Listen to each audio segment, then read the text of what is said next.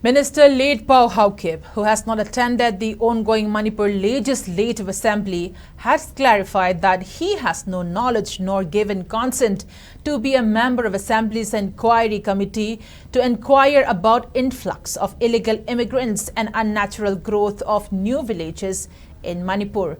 The Enquiry Committee was formed unanimously on August 7th during the ongoing assembly to check illegal influx from neighboring Myanmar and unnatural growth of new villages in Pungyar district, neighboring Myanmar.